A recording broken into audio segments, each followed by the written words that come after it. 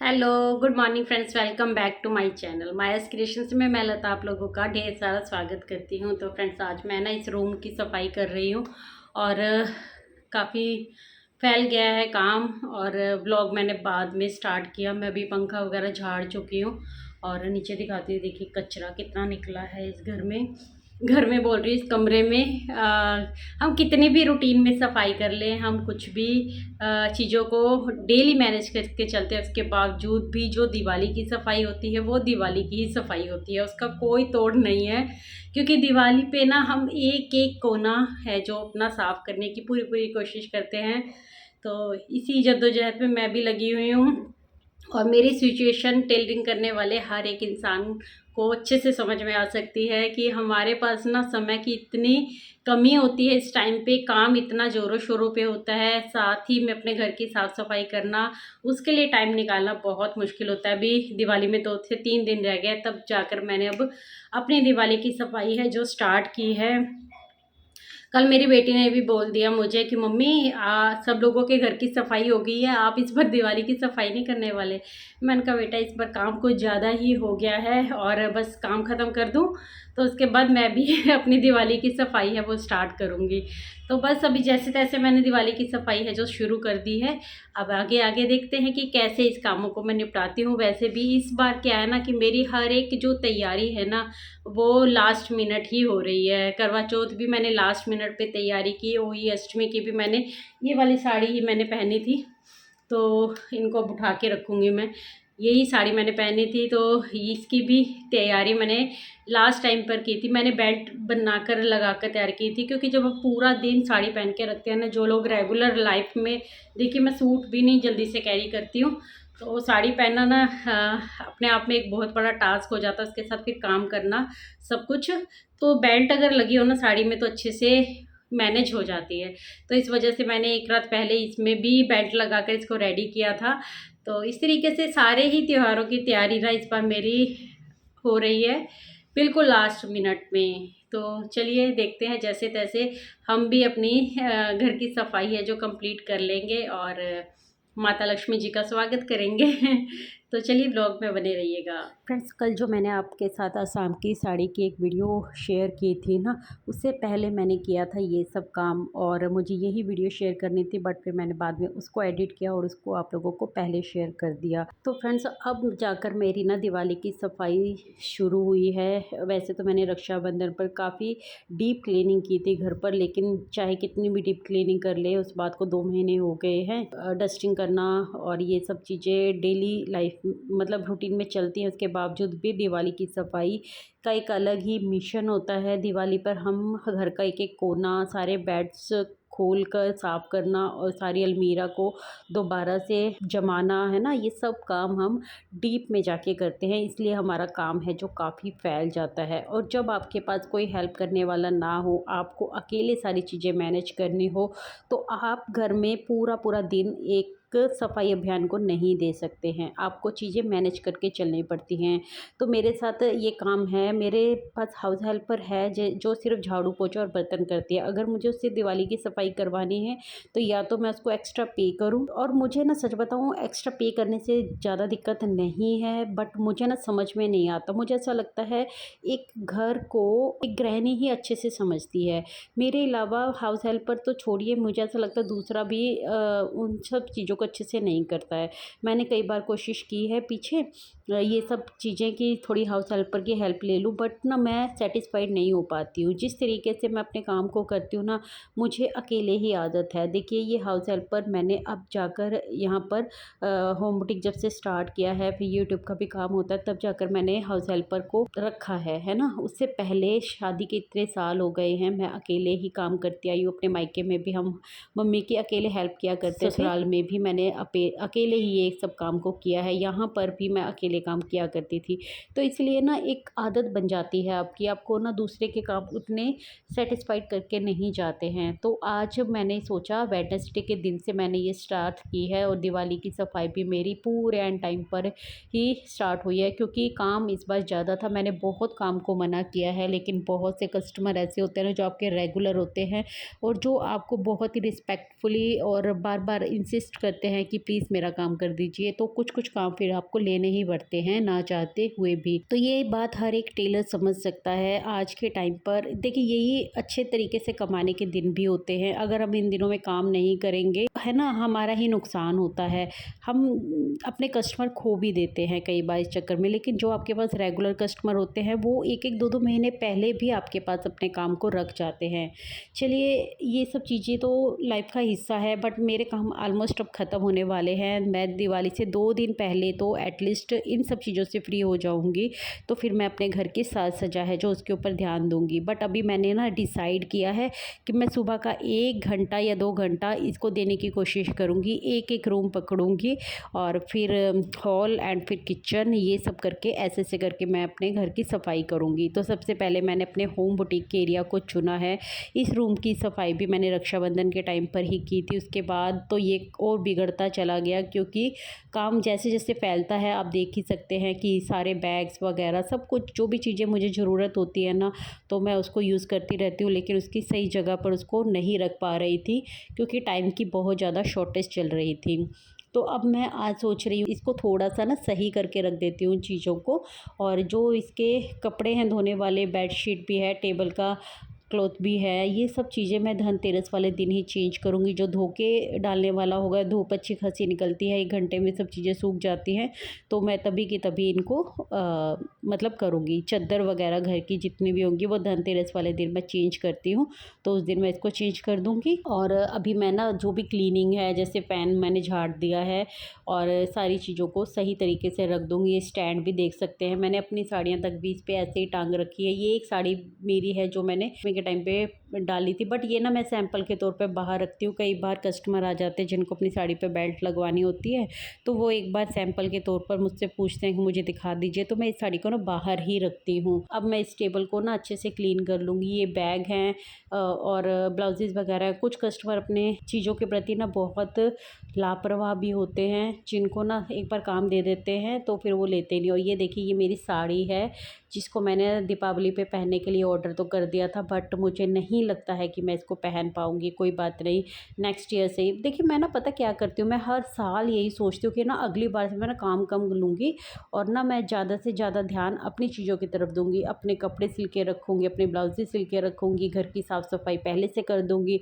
मतलब मैं हर बार यही सोच कर चलती हूँ, लेकिन हर बार मेरे साथ यही होता है कि लास्ट मिनट तक मेरे घर की साफ़ सफाई ऐसी चलती है और मेरे खुद के काम आधे अधूरे पूरे होते हैं, कुछ पूरे होते हैं, कुछ नहीं पूरे होते हैं।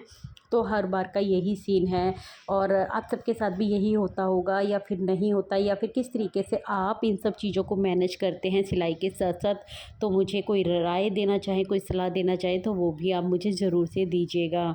तो मैं तो इस तरीके से ही चीज़ों को मैनेज करती हूँ बस कैसे भी करके, क्योंकि ना बीच में ना हाफ़ अर्ली जब स्टार्ट होते हैं ना बच्चों के, तो उस टाइम पे मुझे उनकी तरफ ज़्यादा ध्यान देना होता है। तो मेरा ना फिर सिलाई का काम ना पेंडिंग पे पेंडिंग चला जाता है और फिर वो जो पेंडिंग काम होता है ना, वो इस तरीके से पेंडिंग हो जाता है कि आगे चलकर वो ना दीपावली तक भी मेरा चीज़ें रहती हैं। फिर जिस कस्टमर को पहले देना होता है ना, मैं उसको देती जाती हूँ। इस तरीके से बस मैं चीज़ों को मैनेज ही करके देखती हूँ। और ये देखिए ये स्टैंड है, ये देखिए कितना अव्यवस्थित हो गया है।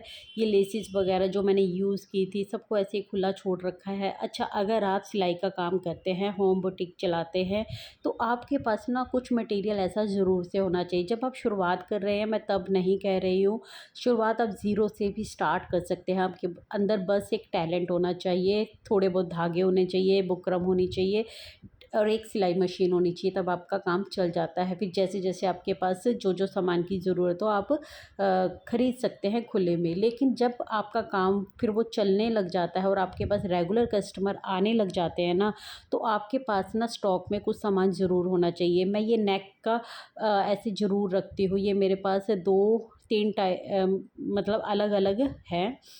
तो इस तरीके से मैं ये बने बनाए नेक ज़रूर रखती हूँ, जिनको पेस्ट करना होता है, बस चिपकाना होता है स्क्वायर में, गोल में और पान शेप, हार्ट शेप, इस तरीके के ये गले आते हैं।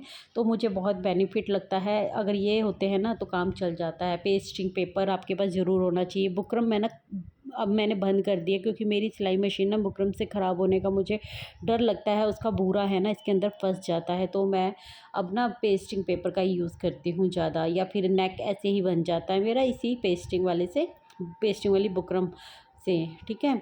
और ये लेसिस वगैरह जो यूज़ हुई थी इनको इकट्ठा करके रख रही हूँ। और ये लेसिस वगैरह भी आपके पास ना सिंपल सिंपल, जैसे समोसा लेसिस होगी, है ना, किनारी वाली लेसिस जो पाइपिंग के तौर पे लगती है, ब्लाउजेज़ के ऊपर जैसे पाइपिंग लगती है। तो काफ़ी सारा सामान अब मेरे पास इकट्ठा हो गया है, धीरे धीरे करके मैंने इन सब चीज़ों को ख़रीदा है। एक बार में मैंने कभी भी अपने सिलाई के सामान की शॉपिंग नहीं की है। तो जो जो सामान जब मैं मार्केट जाती, जब मुझे लगता है कि ये मेरे पास होना चाहिए, तो फिर मैं उसको ख़रीद लेती हूँ, है ना। तो ये देखिए आप गले देखिए, मेरे पास कितने सारे गले हैं। लाइनिंग मैं कई बार एक्स्ट्रा ले आती हूँ। हाँ, ये नहीं है कि मैंने 5-5 10-10 मीटर लाइनिंग या अस्तर वाला कपड़ा वो ख़रीद के रखा हो, ऐसा मैं नहीं करती हूँ। बट हाँ, ये है कि जो कॉमन से कलर होते हैं ना, रेड, येलो, ग्रीन, इस टाइप के कलर जो आपके पास आ ही जाते हैं वाइट ब्लैक में, है ना। तो इस तरीके के आप ख़रीद के रख सकते हो कि कुर्ती पे इतना लगेगा, ब्लाउज़ पे इतना लगेगा, इस हिसाब से आप ख़रीद के रख सकते हो, है ना। धागे आपके पास अच्छे खासे स्टॉक में होने चाहिए जब आपका काम बहुत अच्छे से चलता है, क्योंकि किस वक्त किस कलर का धागा आपको नीड हो, तो आपको ऐसा ना हो कि आपको हर वक्त हर एक सामान के लिए ना बाहर की तरफ भागना पड़े, मार्केट जाना पड़े। कई बार ना मार्केट जाना पॉसिबल नहीं होता, और मैं अपने पास स्टॉक में ये सब चीज़ें इसलिए भी रखती हूँ कि मैं डेली डेली जाके मार्केट से सामान नहीं खरीद सकती, क्योंकि आप सब जानते हैं कि मैं सोसाइटी में रहती हूँ, और मेरे यहाँ पर डेली ऐसा नहीं है कि पास ही में मार्केट है। मैं अगर अकेले भी जाऊँ तो मैं ऑटो से जाऊँगी, 10 रुपये जाने के लगाऊँगी, 10 रुपये आने के लगाऊँगी। और फिर मैं ना अकेले कम ही निकलती हूँ, मैं अपने हस्बैंड के साथ जाती हूँ। तो जिस दिन सैटरडे संडे होता है, जब उनकी छुट्टी होती है, तभी मैं इस काम को निपटाती हूँ। तो मैं कोशिश करती हूँ मेरे पास चीज़ें हों। अच्छा, मैंने कल आसाम वाला जो व्लॉग शेयर किया है आप लोगों के साथ, साड़ी बनाई, तो मुझे याद आया एकदम से कि मैंने ना उसके ब्लाउज़ का अस्तर ही नहीं ख़रीदा था। तो बट साथ में आपको याद होगा, तो आपने वो वीडियो देखी है, कल ही की है, नहीं देखी है तो प्लीज़ से ज़रूर से देखना, पसंद आए तो लाइक भी करना।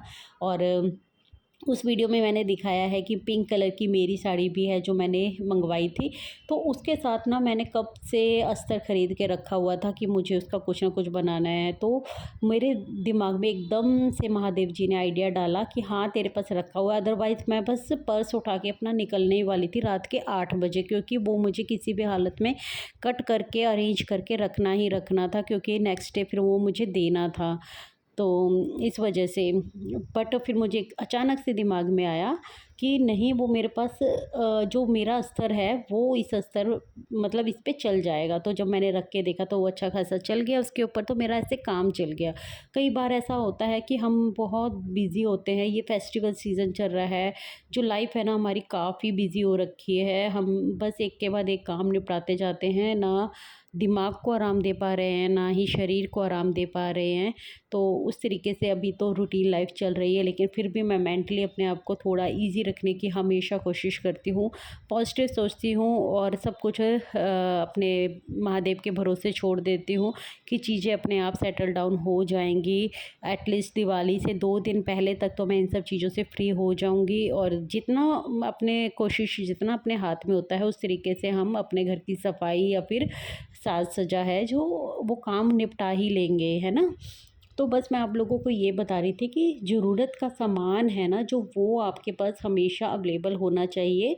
कई बार ऐसा कुछ कलर आ जाता है जिसके लिए हमें मार्केट जाना भी पड़ता है, बट हर एक छोटे छोटे काम के लिए अगर आपको मार्केट की तरफ भागना पड़े ना, तो फिर उससे ना आपका काम ही इफ़ेक्ट करता है। क्योंकि देखिए, काम इफ़ेक्ट करेगा ही ना जब आप बार बार मार्केट जाओगे। तो जब हम मार्केट जाते हैं तो जाने से पहले भी आधा घंटा लगा लीजिए, आने के बाद भी आधा घंटा लगा लिया, जो मार्केट में टाइम लगा वो भी लगा लीजिए, तो आपके 2-2.5 घंटे कहीं नहीं जाते हैं। तो वो 2-2.5 घंटे अगर आप डेली डेली बाहर जाने लगोगे तो फिर काम कैसे ही आपका पूरा हो पाएगा, है ना। जो जिन्होंने अभी अभी सिलाई का काम स्टार्ट किया है, उन्होंने भी अपने अपने कुछ एक्सपीरियंस लिए होंगे किन किन लोगों ने मेरी वीडियो देखी है पहले भी और मेरी वीडियोस को लगातार फॉलो करते आ रहे हैं और अभी अभी सिलाई का काम स्टार्ट किया या फिर इस सीज़न से स्टार्ट किया है, कैसा आप लोगों का रिस्पॉन्स रहा, किस तरीके से आप लोगों के पास कस्टमर आए।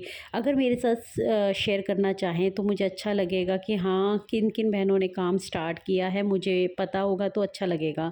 और अगर कोई राय दे सकूँगी या फिर क्या पता, हो सकता है कि आप लोगों से ही मुझे कुछ अच्छा राय मिल जाए। देखिए, सीखने की जो चीज़ें हैं ना, सिखाने की जो चीज़ें हैं, वो कोई भी हमें कोई भी चीज़ सिखा सकता है। किसी से भी हमें कुछ भी बातों से प्रेरणा मिल सकती है ना। तो इस तरीके से मैं हमेशा आप लोगों को बोलती हूँ कि कमेंट सेक्शन में आया कीजिए। अगर सिलाई का काम आप लोग भी कर रहे हैं और मेरी वीडियो देख रहे हैं तो ज़रूर से कमेंट करके बताया कीजिए कि वीडियोस कैसी लग रही हैं या फिर आपकी लाइफ में अभी क्या चल रहा है, आप किस तरीके से अपने कामों को मैनेज कर रहे हैं। क्योंकि टेलर की लाइफ तो देखिए आज के टाइम पे बिज़ी होगी ही होगी, हर किसी की लाइफ बिज़ी होगी, क्योंकि हम कितना ही काम को मना कर लें तो काम तो हमारे पास फिर भी आएगा ही आएगा ना। तो जो हमारे रेगुलर कस्टमर होते हैं, देखिए उनका ही काम बहुत हो जाता है। और जब एक ही कस्टमर 5-5 6-6 की लिस्ट में आपके पास काम लेकर आए ना, तो आपका काम बहुत ज़्यादा बढ़ जाता है। फ़िलहाल देख लीजिए कि मेरे इस रूम की अच्छे से सफाई हो गई है, झाड़ू पोछा सब क्लीनिंग का काम निपट गया है। और फिर उसके बाद मैं बैठ गई थी। आज का दिन बहुत अच्छा था, वेडनेसडे का ये दिन है और मेरी वीडियो भी बहुत टाइम से मैंने एडिट कर ली थी। देखिए, सब काम मैंने ये सुबह के टाइम पे करती हूँ, अपने बच्चों को, हस्बैंड को ऑफिस भेजने के बाद, यानी 7-10 तक मेरे बच्चे घर से चले जाते हैं, हस्बैंड तो उनसे भी पहले चले जाते हैं। तो मैं क्या करती हूँ ना, उसके बाद फिर मैं सीधा अपना ब्रेकफास्ट करती हूँ। ब्रेकफास्ट करने के बाद और फिर मैं सफाई कर लेती हूँ 1 घंटे की। जैसे आज से मैंने स्टार्ट किया तो 1 घंटे की सफाई, अदरवाइज़ नॉर्मल जो डस्टिंग वगैरह का काम होता है वो भी मैं इसी टाइम पे करती हूँ।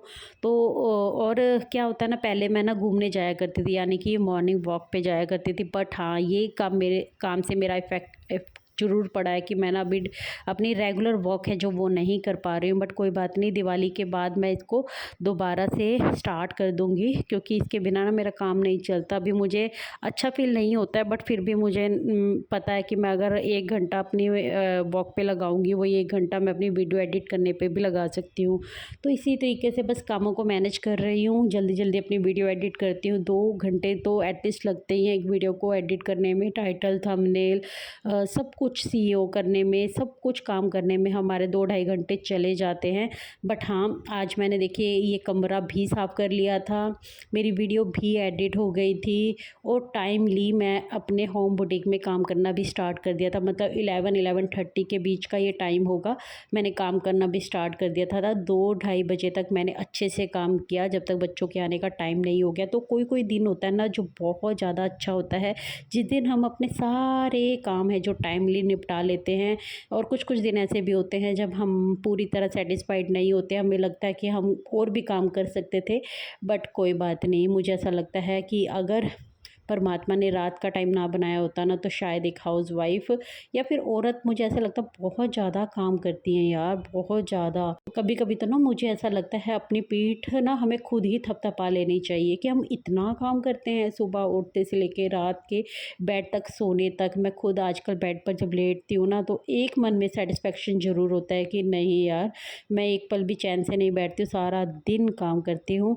और वो जो काम करने के बाद थक हार के सोने का जो सुकून होता है ना, वो बहुत अच्छा होता है। इसी तरीके से मेरे आजकल के दिन चल रहे हैं। आप लोगों की लाइफ में क्या चल रहा है? आपकी तैयारी भी जोरों शोरों से चल रही होगी दीपावली की। अच्छे से आप लोग भी त्यौहार मनाइए, अपने लिए भी टाइम थोड़ा बहुत निकालने की कोशिश कीजिए। और चलिए फ्रेंड्स, आज की वीडियो इतनी ही। मैं मिलती हूँ आपसे अपनी नेक्स्ट वीडियो में। आज की वीडियो कुछ भी अच्छी लगी हो, थोड़ा सा भी कोई पॉइंट मेरा अच्छा लगा, कोई बात आपको अच्छी लगी हो, तो प्लीज़ से वीडियो को लाइक ज़रूर करके जाइएगा। और हाइप का ऑप्शन आता है आपके पास, तो प्लीज़ से हाइप दीजिएगा मेरी वीडियो को।